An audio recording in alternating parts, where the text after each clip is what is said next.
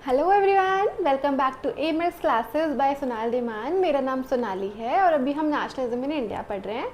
ये इसका 10th lecture होने वाला है। हाँ, क्योंकि ये चैप्टर इतना ज़्यादा लंबा है और बहुत ज़्यादा इंपॉर्टेंट है आपके बोर्ड्स के लिए, तो हम इसको छोटे छोटे पार्ट्स में बना रहे हैं जिससे कि आपके लिए पढ़ने में भी ईजी रहे और आप एक टॉपिक एक दिन में भी पढ़ोगे तो ये चैप्टर आपका कंप्लीट हो जाएगा विद इन 15 to 16 डेज। ठीक है, क्योंकि चैप्टर बहुत बड़ा है और 10-15 मिनट्स की एक वीडियो होती है तो क्या ही जा रहा है। अगर सिलेबस इतने फन वे में पूरा हो रहा है तो ये तो बहुत अच्छी बात है ना। तो ऐसे ही अगर आपको मेरी वीडियोस अच्छी लगती हैं तो पहले तो सब्सक्राइब कर दो, अपने फ्रेंड्स के साथ शेयर कर दो और लाइक और कमेंट भी कर देना।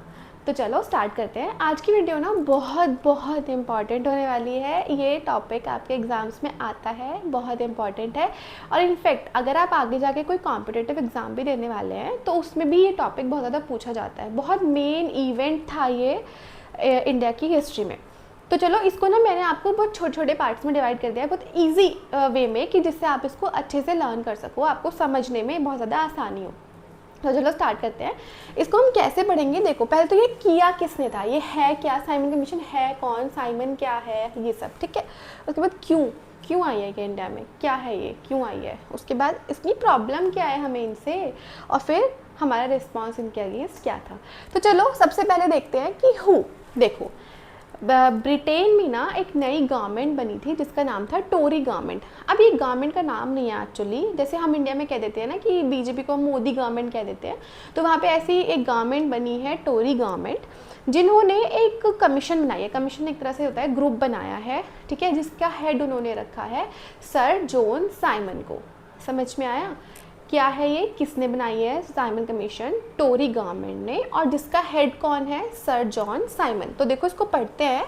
टोरी गवर्नमेंट वो Tory government setup this commission under sir John Simon. तो आपसे अगर 1 मार्क में पूछा जाता है कि सर जॉन मतलब इसको कौन इसका हेड था, तो याद रखना सर जॉन साइमन। फिर आपसे पूछा जाता है कि किसने सेटअप करी है, तो आप याद रखेंगे कि टोरी गवर्नमेंट ने सेटअप करी है। ठीक है, सबसे पहले तो हमें क्लियर हो गया कि भाई कौन हेड है इसका। ठीक है, अब ये क्यों बनी है, इसको बनाने का रीज़न क्या था, तो चलो इसको इजी वर्ड्स में समझाती हूँ।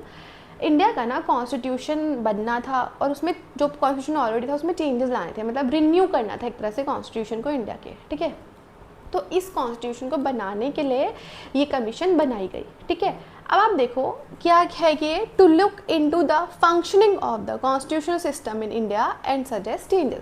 ये जो इंडियन कॉन्स्टिट्यूशन है उसका आप फंक्शन देखो, कैसे कैसे उसमें चेंजेस लाने हैं, और उसमें चेंजेस मतलब आप बता दो कि क्या चेंजेस है। समझ में आया, किसने करी, सर जॉन साइमन ने। क्यों करी, इंडिया का कॉन्स्टिट्यूशन को सही करने के लिए। अब तीसरी चीज़, प्रॉब्लम क्या है हमें इससे, भाई आ रहे हैं कॉन्स्टिट्यूशन बना रहे हैं, अच्छी बात है।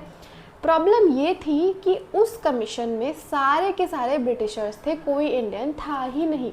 भाई पागलो, तुम इंडियंस के लिए बना रहे हो कॉन्स्टिट्यूशन, कम से कम उसमें किसी इंडियन को तो डालो, इंडियन से तो पूछ लो उन्हें क्या चाहिए, उनके लिए उनको किस तरह से लॉज चाहिए अपने लिए। इतने पागल हैं, वो बना ही नहीं, वो इंडियंस को इसमें डाल ही नहीं रहे हैं।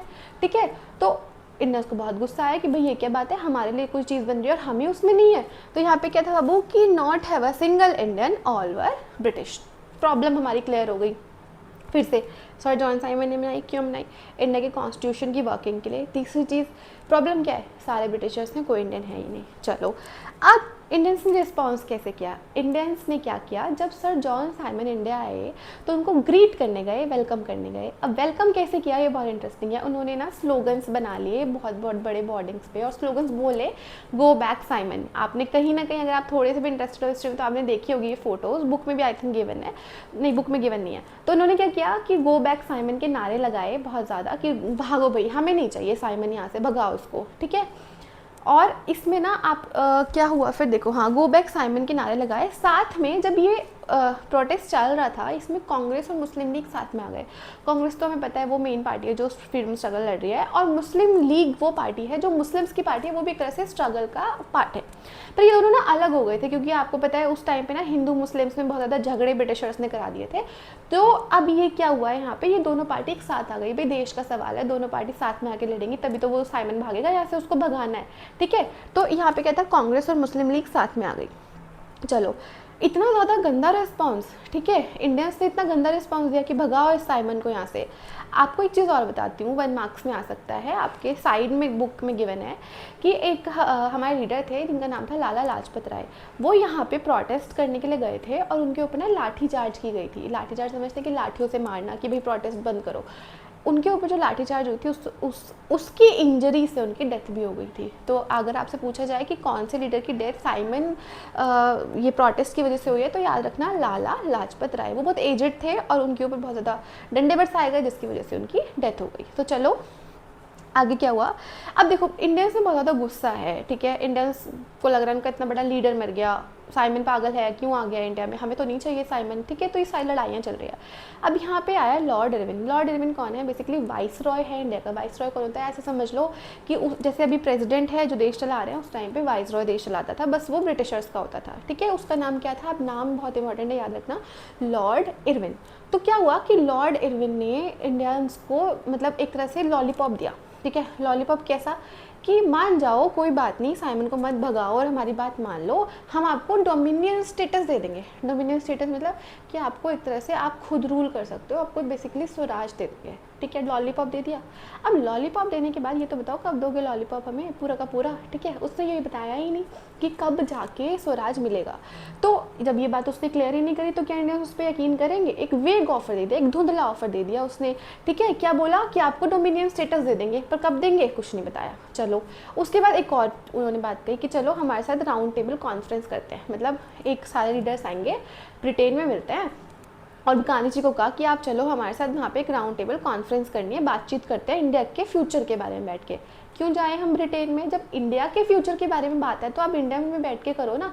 कांग्रेस ने पूरा इस मीटिंग को डिक्लाइन कर दिया। आप ये याद रखेंगे क्योंकि अभी आगे वीडियोस में मतलब टॉपिक्स में आने वाला है कि फर्स्ट राउंड टेबल कॉन्फ्रेंस को कांग्रेस ने मना किया था, ठीक है। तो आई होप आपको समझ आई होगी ये वीडियो, साइमन कमीशन क्या है, क्यों आई है, क्या क्या हुआ है इसके अंदर। अब फिर से समझते हैं, देखो स्टार्टिंग से लेके चलते हैं, एक बड़ी क्विक रिवीजन। देखो किसने बनाई है? टोरी गवर्नमेंट ने। क्या बनाई है? कौन हेड है? Sir John Simon. क्यों बनाई है? इंडिया के कॉन्स्टिट्यूशन को देखने के लिए, उसमें चेंजेस सजेस्ट करने के लिए। प्रॉब्लम क्या है हमें इससे? हमें ये प्रॉब्लम से, इसमें तो सारे के सारे ब्रिटिशर्स हैं, इंडियंस तो आपने कोई भी नहीं रखा। लास्टली इसका रिस्पॉन्स कैसे दिया? रिस्पॉन्स क्या हुआ? गो बैक साइमन, है ना, भागो साइमन आप यहाँ से। लास्टली कांग्रेस और मुस्लिम लीग एक हो गए, भाई भाई साथ आपस में मिल गए हैं, ठीक है। लॉर्ड इरविन ने एक लॉलीपॉप दिया इंडिया को। क्या लॉलीपॉप था? कि आपको फ्री कर देंगे, कब करेंगे कुछ नहीं पता। और एक राउंड टेबल कॉन्फ्रेंस के लिए बुलाया गया जो कि मतलब कांग्रेस ने पूरी तरह से मना कर दी थी। तो आई होप आपको ये वीडियो अच्छी लगी होगी और समझ भी आई होगी। तो अगर अच्छी लगी है तो सब्सक्राइब कर लो और लाइक शेयर कमेंट भी कर देना। साथ में अगर नोट्स चाहिए तो फ्री में अवेलेबल है टेलीग्राम चैनल पे, बस डिस्क्रिप्शन में जाके टेलीग्राम में तो ज्वाइन करना है, वहाँ से डाउनलोड कर लो, पढ़ो और 100 on 100 ले आओ। It's all up to you. So thank you so much.